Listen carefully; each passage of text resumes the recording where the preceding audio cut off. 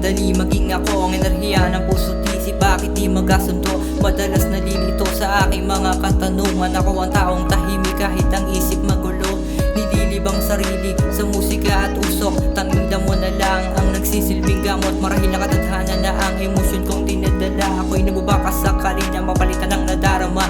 Ang aking baong sagot ang sumagot sa katanungan. Nahulog ka sa lalim ng iyong pinanggalingan. Ang sabi mo sa akin ay okay lang yan, hindi ka tanggap-tanggap ang kinopya mong galawan. Dapat ba natudasin ng mga siga-sigaan? Hindi ka tatagos, ako'y hubog sa karanasan. Ako'y sinilang upang tumagos sa inyong bumbunan. Sinagad mo ang limitasyon sa may sukdulan.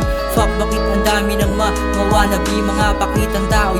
Dito ka na sa tabi, wala kang sariling gawa. Puro kopya na sa tabi, puro ka na lang dada. Pwede ka nang tumahimik. Ako'y bumagsak ng pag-aaral ng dahil sa katamaran ng ako'y 14 anyos. Realidad na ang kalaban, kailan ba mababago? Ang lungkot ang kapalaran, parang ako'y biglang gugubo. Kahit ilusyon lang ang kalaban, wala man sa bulsa ang kaya kong maiabot. Itrato nating magkakasama na mga sagot. Alahalangan sa harap balikan na tayo ay magkakasama. Salamat sa tropa't pamilya, ako ay masaya sa bawat lakad ko. Tabang lagi aking dala bilang nasalita ang mga nagsilbing medisina. Kapag ako'y nag-iisa, lungkot lang nadarama sa pagising sa umaga. Biglang nagbago ang sistema sa realidad na to. Di ko alam kung ba't ganito, kung dapat pang ipagpatuloy ang mundo na magulo. Ako'y nalilito, di ko alam kung saan papatungo. O hayaang madurog ang puso at bungo.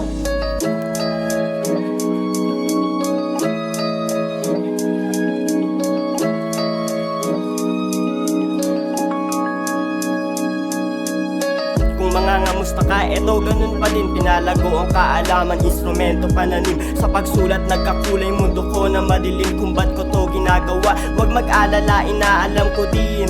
Kaya utak na natiling matalim. Kausap ko mikropono, saan nga ba ko nadadalin? Teka, paabot nga muna ko ng baso. Kaso, baka bumaba amat ng dala-dala mong gramo. Takot magkakaso, kaso di pa nagbabago. Nadadala kasi sa usok na maamo. Takot na ako na magago, kaya ayos na matao.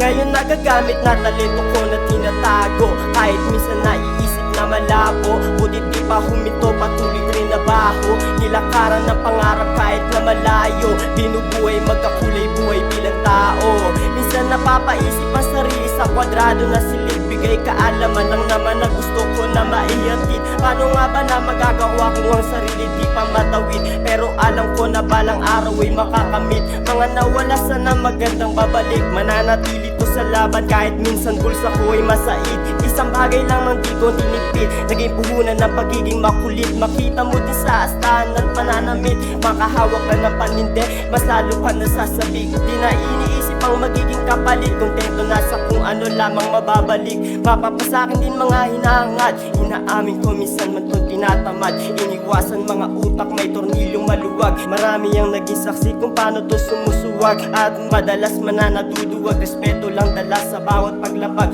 Kaya pinagpapatuloy ang lipad, kasi di natin alam kung kailan nga ba matitigil ang edad.